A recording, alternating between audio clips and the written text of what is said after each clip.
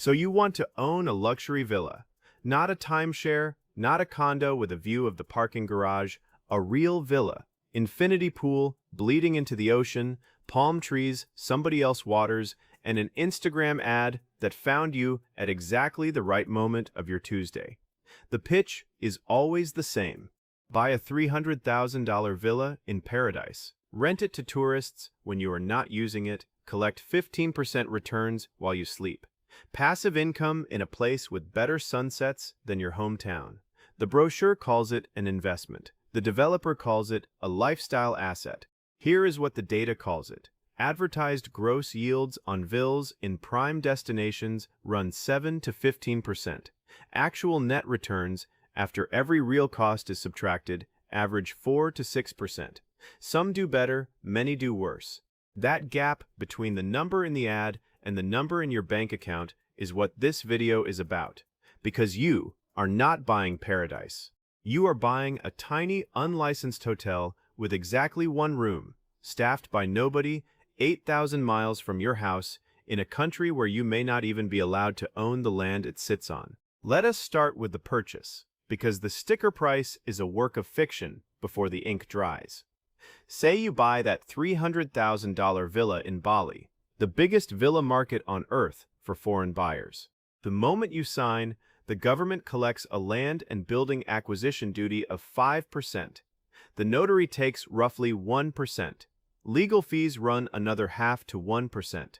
Total acquisition costs land between 6 and 8% above the purchase price. $18,000 to $24,000 gone before your first guest ever swipes a keycard that does not exist because the door uses a padlock. Then comes the furniture package, because tourists paying premium rates do not sleep on the developer's concrete. Then the pool equipment, the backup water pump, the generator for when the grid takes its afternoon nap. None of this appeared in the Instagram ad. The ad showed a couple drinking from coconuts. The coconuts, at least, are cheap. Everything else about paradise bills in full and in advance. Every developer pitch deck contains the same magic trick, and the trick is the occupancy number. The projections that produced that 15% return assume your villa is booked 85 to 90% of the year. Here is what actual markets report. In St. Martin, one of the most visited islands in the Caribbean, resort and boutique hotels ran 70% occupancy in 2024. Villas and independent vacation rentals on the same island, with the same beaches and the same sunshine, averaged 35%, half the hotel number. In Bali, island-wide occupancy peaked at around 65% in July and settled between 59 and 64 for the rest of the season, and that is the good news story. The difference is simple. Hotels have brands, loyalty programs, sales teams, and 300 rooms to average out the slow nights. You have a listing photo and a prayer. A villa sitting empty 2 nights out of 3 is not an edge case. In destination after destination, it is the median outcome. The mortgage, however, runs at 100% occupancy every single month. Since you live on the other side of the planet, someone has to hand over keys, chase cleaners, and answer the 3 a.m. message about the Wi-Fi. That someone is a property management company, and their rates are the single most underestimated number in villa economics. Full-service management in Bali runs 20 to 25% of gross rental income. In the United States, vacation rental managers charge 20 to 35% of gross bookings. Notice the word gross. On a villa earning $36,000 a year, the manager collects around $8,000 of it before a single repair is made or a single tax is paid. Stretch that across a 25-year lease, and management fees alone consume $180,000 to $225,000, most of the price of the villa itself, paid to someone else, for the privilege of not living in your own investment. The alternative is self-managing from another time zone. People try. They last about 2 refund disputes and 1 flooded bathroom before they call the manager back and agree to the quarter.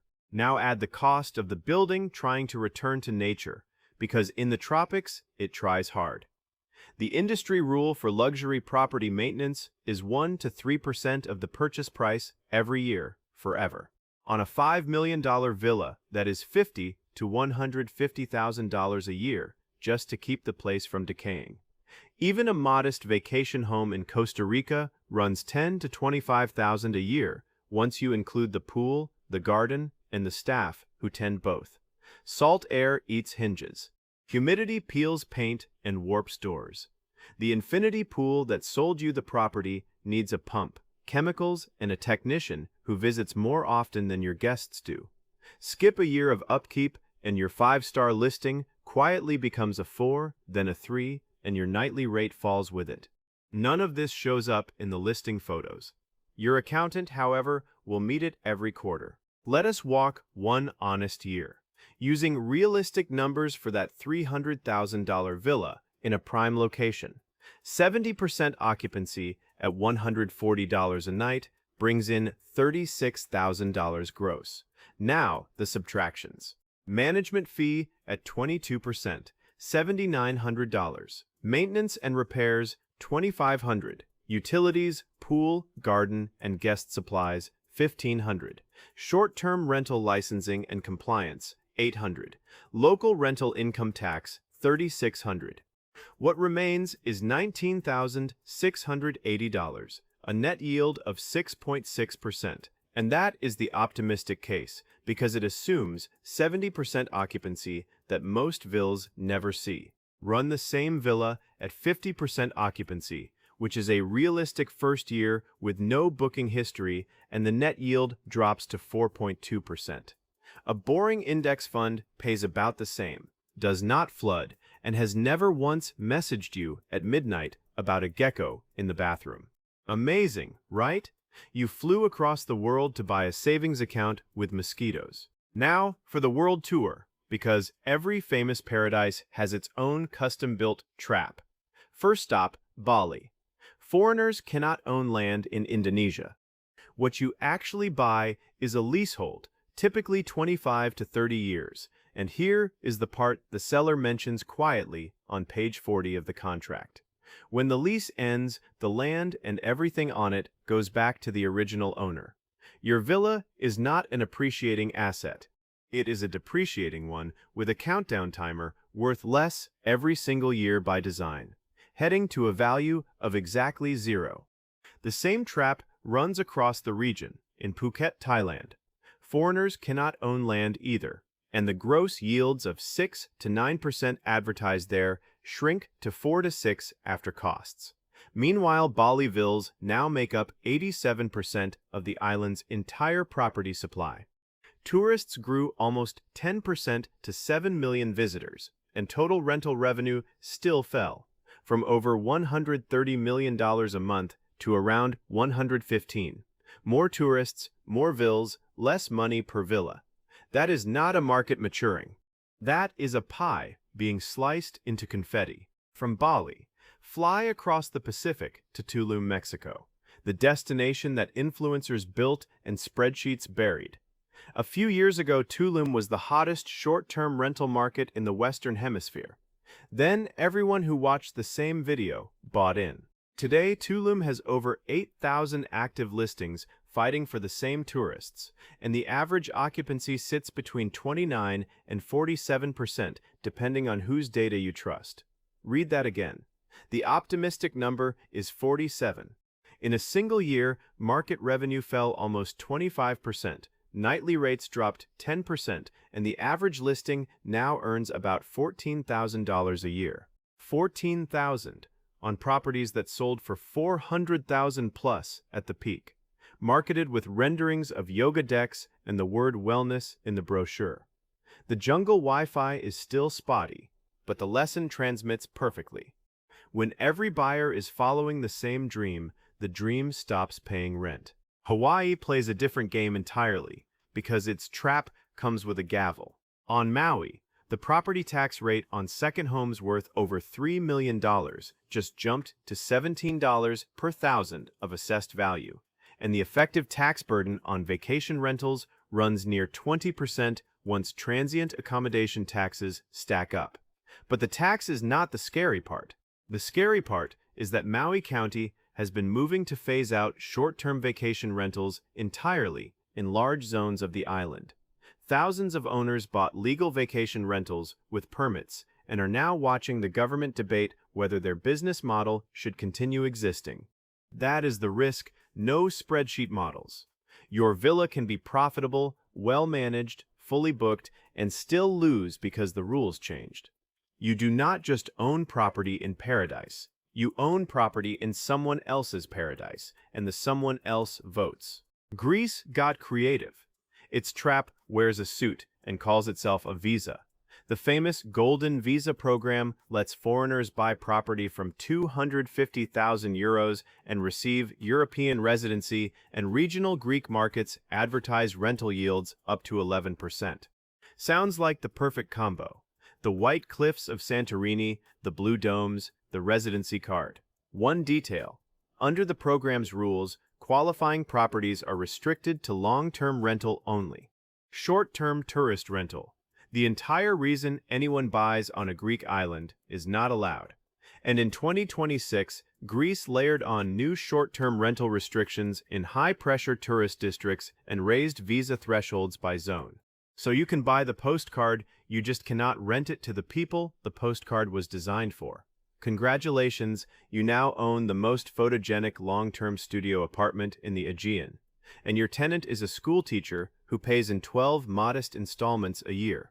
Dubai does not hide its trap at all. It itemizes it. On Palm Jumeirah and the other prime communities, every villa owner pays annual service charges, mandatory fees for maintaining the roads, the beaches, the security, the landscaping that never stops being landscaped. The charges run from 3 to 30 dirhams per square foot, depending on the community, and in ultra-luxury branded residences, they reach 40 to 60 plus. For villas, the fee is calculated on your plot size, which means the bigger the dream, the bigger the invoice. The regulator forecast average increases of up to 10% in a single year. And here is the elegant part. The fee arrives whether your villa is rented, empty, or slowly filling with sand. Occupancy is your problem. Collection is theirs. Dubai has simply done openly what every destination does in fragments. Turned owning paradise into a subscription service where you are not the customer, you are the revenue. At some point, year 3, year 5, after the second pump failure or the first regulation scare, you decide to sell.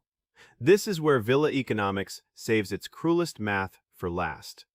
In leasehold markets, your remaining term is shorter every year, and buyers price that in. The 30-year lease you bought is a 23-year lease when you list it, worth structurally less than you paid, even if paradise stayed perfect. In oversupplied markets, you are one of thousands of identical listings, all owned by people who watched the same video you did, many selling for the same reason you are. Bali's median sold price already took a 5% correction, while the gap between asking and selling prices kept reminding sellers who is in charge. And your buyer pool is thin. Locals cannot afford tourist pricing, and foreigners read the same occupancy data you just lived through. Real estate agents call this an illiquid asset. Regular people call it a house nobody wants at the price you need. The dream sold in 30 seconds on Instagram. It exits over 18 months on a listing site with 3 price cuts. So let us close the books on the luxury villa. The developer sold at full margin and moved to the next project. The government collected its 5% on the way in, its rental tax every year, and its transfer fees on the way out. The property manager took a quarter of every dollar at any occupancy, in any season, in any market, the only participant whose income does not care whether tourists show up. The maintenance crew, the pool technician, the notary, the visa consultant, all paid, all profitable, all sleeping soundly. And you got a net yield of 4 to 6% in the good years, a countdown timer in Bali, an oversupply massacre in Tulum, a phase-out vote in Maui, a rental ban in Santorini, and a service charge in Dubai that goes up faster than your rates do. The economics of owning a luxury villa is not really about real estate. It is a machine that converts your dream of passive income into everyone else's actual passive income. If you want to own paradise, buy the index fund and book the villa for 2 weeks like everyone else. And if you absolutely must own one, remember that the person who cleans your pool has better unit economics than you do. That is not a business. That is an expensive hobby with an infinity pool.